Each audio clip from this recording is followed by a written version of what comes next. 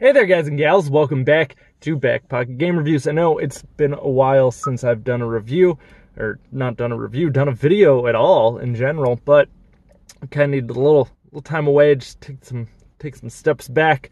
A lot of you who saw one of my videos are kind of aware why and what's been going on and where my head has been at. However, Star Wars Celebration 2019, today is the last day of, and we've gotten some huge news over the weekend, and I really didn't want to record this weekend. I just kind of wanted to take some time to myself. I'm about to be on vacation, some PTO at work, and had my wife had been feeling better today, I probably actually would have started this video off with a little joke. I wanted to do a Star Wars crawl that said a long time ago in a pocket far, far away, but my wife is feeling a bit under the weather today, so you get just the magic of Mr. Pocket. Now, there's been a lot of stuff that we have found out during Star Wars Celebration, which has gone from April 11th to today, April 15th. For those of you who are newer to the channel, I'm a huge Star Wars fan, but I'm pretty sure that's kind of evident, seeing as I wear a lot of Star Wars shirts and videos sometimes. Now, some of the information we've gotten is just tickled me with joy and made me super excited, and some of it's just been kind of okay, cool, great. Okay, cool, great would be actually the thermal detonator cokes at the Star Wars park. So obviously the Galaxy's Edge is the Star Wars themed Disney park that is going to be opening here this year. I'm very excited about that, and I probably will make it down there hopefully next year. I was debating on me and my wife going to the Star Wars park at Disney and her being able to do the Harry Potter park at Universal. She's a big Harry Potter fan, and I'm just a nerd, so I pretty much like anything that has a fandom. So these Coke bottles, though, are shaped like thermal detonators for Coke, Diet Coke, and Sprite, and then Dasani has its own shape, and they are also written in a Star Wars language. Now, there was some more information that came out along the lines of the Galaxy's Edge. They kind of explained where it takes place, all of that kind of information. But then you also got some tidbits that they got Frank Oz, the voice actor of Yoda, to voice some special Yoda-rific lines for Galaxy's Edge, which makes me really excited because Yoda's my favorite character in Star Wars. So I'm pretty excited about that. I mean, that's just splendid. That is exciting news, at least for me. And not the Coke bottles. The Coke bottles, man, it's cool. I'll probably get one just so I can keep it and, you know, whatnot. But there was more news. They showed off a trailer. I believe the trailer was today or yesterday. I don't remember because, you know, numbers and days aren't really my thing. And it is for Star Wars, the Clone Wars, Season 7. Pretty sure Season 7. I don't think they're on Season 8. Season 8 of Game of Thrones started last night. Season 7 of the Clone Wars, I believe, though. And that's really exciting for me because I am a big fan of Ahsoka Tano. This is probably one of my favorite pieces of extended universe lore within Star Wars. And Ahsoka Tano is probably easily one of my favorite characters outside of Yoda. So Ahsoka also has had some other stuff to kind of fill in some of the gaps between her lore.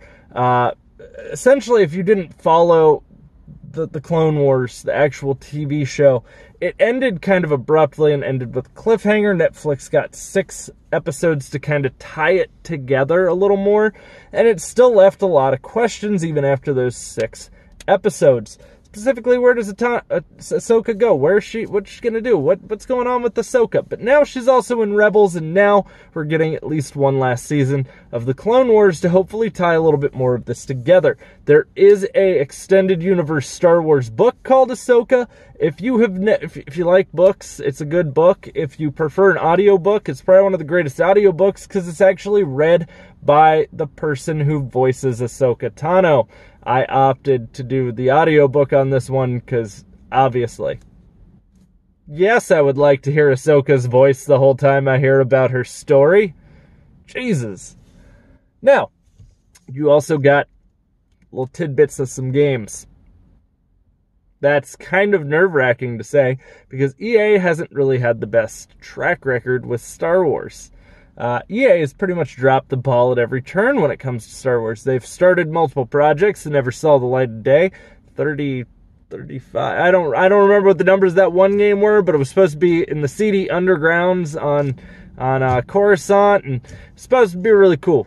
More adult-themed Star Wars game, and that got scrapped. And that even had the girl who helped do the whole Uncharted series working on it, and still got scrapped. Well, you know, I guess they didn't drop the ball on Battlefront, at least.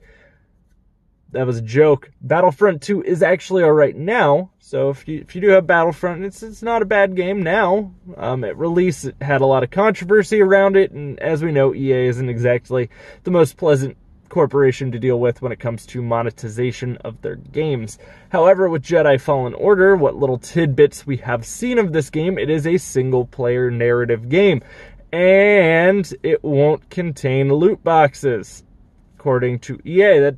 That doesn't necessarily mean there won't be microtransactions of some extent, but they stated there won't be loot boxes.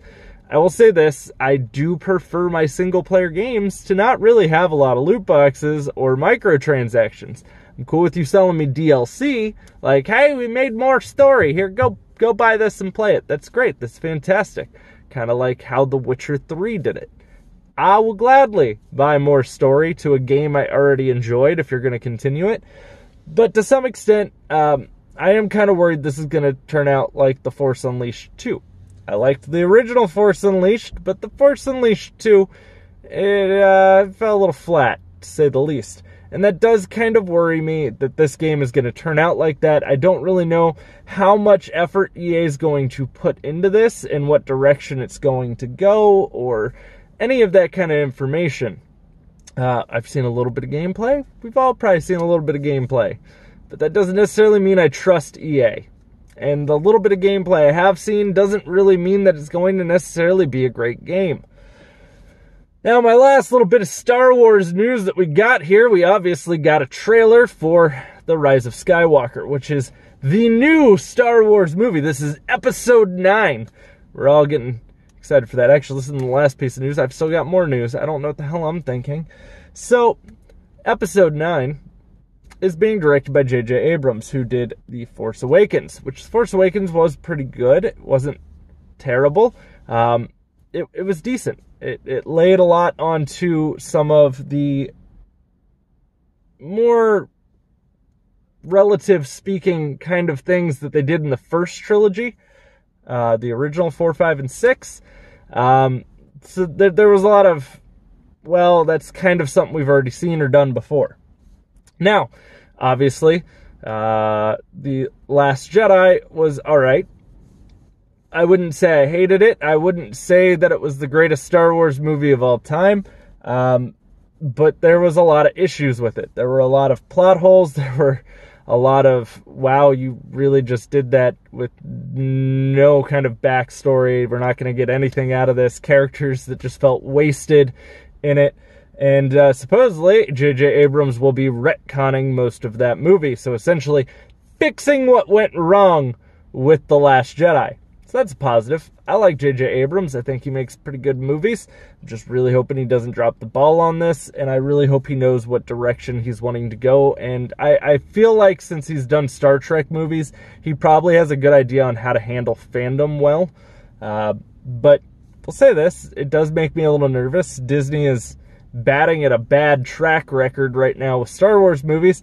Bad enough that it almost makes me feel like the prequels were the greatest part of Star Wars right now. Yeah, I actually like the prequels, by the way. I just usually wouldn't call them the best part, especially when you would take into account the Clone Wars is probably my Attack of the Clones, probably my least favorite Star Wars movie of all time. So, other news we got is Disney Plus is coming. Disney Plus will be $6.99 a month or $70 for the year up front if you would rather save some money and just pay it all in one go. And a lot of people seemed very disinterested in this and like, oh, I already got Netflix. That's great. But Disney owns a lot of other companies such as Miramax, Fox. They have rights to a lot of different companies and a lot of different movies that they can pull from to expand this universe, on top of all Disney animated movies being available in this service. But they will also be bringing to you new TV series. So Disney Plus originals, I guess you might want to call it. Specifically in terms of Star Wars. So Star Wars The Mandalorian will be available at launch, and that is a series kind of based around the whole Boba Fett style lore. If you follow the whole Mandalorian kind of thing, they touch on it a little bit in the Clone Wars. Doesn't necessarily mean it's Boba Fett. I'm just saying this is kind of exciting. And they did kind of tell you that this is going to be between Return of the Jedi and The Force Awakens. So I am very excited to see how this series plays out. I do also like the guy a lot who they picked to be their main actor. The main Mandalorian will be played by none other than the guy who played the Viper in Game of Thrones, which I absolutely loved him in Game of Thrones. So it is exciting to see all of this coming up and every little bit of Star Wars news that has come out, because, well, obviously I'm a Star Wars fanboy and I can't control myself when they talk about Star Wars. Unless EA is involved. That's like the only time where I'm just like, I'm very skeptical. Yeah. Guys, let me know what you think down in the comments down below. I am interested in your opinions. Also, don't forget those thumbs up really help me grow the channel. They also help more people see my content. Same with you sharing my videos. So those of you who do share my videos, I really appreciate that. Also, if you're new, don't forget to click subscribe. You can ding the little bell. It's up to you. If you don't ding the bell, you won't be notified when I show up, but I may show up in your feed, I guess. I really don't even know how YouTube works anymore. Guys, I'll see you all soon. I'll have plenty more content coming for you.